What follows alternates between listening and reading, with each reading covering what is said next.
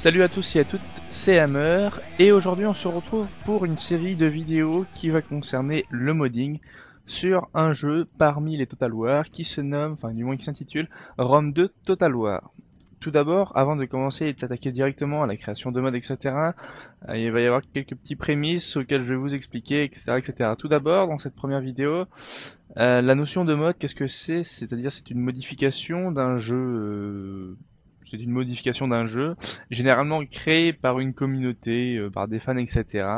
Dans le seul but, enfin dans le but est d'améliorer des éléments de gameplay, rajouter, enlever des effets, etc. selon la communauté. Donc en fait c'est une modification du jeu original, etc. Donc voilà, en ce qui concerne le mode, c'est des changements de gameplay et autres, ou autres, sur un jeu. Pour notre part, alors, ce qu'il faut savoir, c'est que selon les jeux, le modding diffère dans le sens où des développeurs et éditeurs sont favorables et d'autres pas. Par exemple, Ubisoft ne sont pas du tout favorables, ils considèrent cela par exemple comme du vol, alors, enfin, plus ou moins en gros, alors que d'autres comme Talwar ou Creative Assembly sont plutôt ouverts au modding et proposent des outils, plein de choses, enfin plein de choses, c'est vite dit, enfin propose facilite l'accès aux fichiers pour une communauté. Voilà. Alors nous, comme je l'ai dit, ce qui va être intéressant pour nous, ça va être le modding sur Rome 2 Total War. À noter que c'est à peu près pareil pour Empire, Napoléon et Shogun 2 Total War. Je dis bien à peu près. C'est au fil des jeux, tout évolue. Et aussi avec Rome parce que les fichiers changent, le moteur est continuellement amélioré. Bon, mais on retrouve les mêmes structures, etc. De Empire à Rome. Mais je reviendrai un peu sur les fichiers du jeu un peu plus tard, juste après, dans une autre vidéo. Moi, en ce qui me concerne, donc je vais donner en fait des cours. Je vais faire des tutoriels de base sur l'utilisation de différents outils, comment créer un mode, créer des petits modes vite fait. Je vous montrerai en direct, etc. Que pour tout le monde cerne bien comment ça marche, comment tout ça fonctionne les fichiers les uns par rapport aux autres. Et après, ça sera à votre propre imagination avec ces bases de créer ce que bon vous semble et voilà, tout simplement. Alors, tout d'abord, je fonctionne avec un site. Alors, d'une part, il va y avoir un site très important à retenir, c'est le Total War Center, la base entre guillemets sur tous les forums, qui vont pouvoir en fait vous donner des informations dans les différentes rubriques de jeu. Donc, ça part du premier ROM au deuxième, donc au dernier, hein, tout simplement.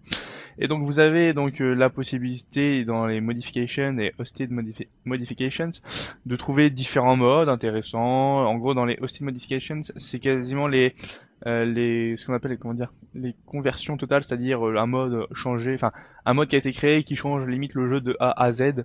Donc ça c'est les gros modes, et puis vous avez des petits modes tranquillou qui modifient l'aspect visuel ou un aspect du gameplay, le moral, les effets, etc. Et vous avez le workshop qui est en fait lui c'est pour trouver en fait de l'aide dans le modding. Donc vous trouverez des topics où des personnes demandent de l'aide pour faire telle et telle chose, mais vous trouverez aussi dans cette catégorie tools and tutorial and resources plutôt pas mal d'outils intéressants et du tuto en anglais. C'est pas non plus de l'anglais super dur, mais bon, faut connaître quelques petits trucs, quoi.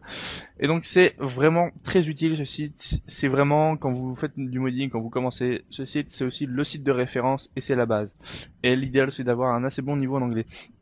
Et on va s'atterrir à un autre site qui s'appelle historygames.com. Là, je me retrouve directement sur le forum. Dans la rubrique mode historique, c'est là que je vais poster en fait aussi des topics. Je vais poster des sujets plutôt, avec des descriptifs, des liens, etc. pour télécharger si jamais vous trouvez pas, etc. Donc tout ça, ça sera un peu plus simple pour vous. Ça sera un peu aussi plus simple d'accès. Ça sera en français. Si vous avez des questions, vous pourrez me les poser.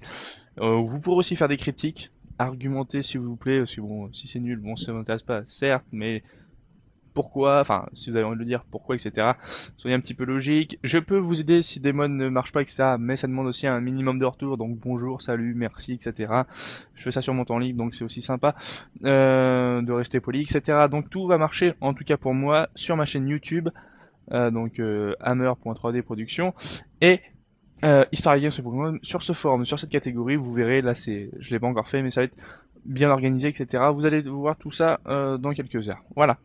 Déjà pour cette première vidéo, c'est entre guillemets la première mise au point, et maintenant on va passer à la seconde partie qui va donc plus intéressante pour vous, puisque je vais d'abord parler du Warscape Engine, qui est en fait le moteur des Total War, et puis après on va avancer petit à petit en découvrant des outils. Allez, à ciao et on se retrouve pour la suite.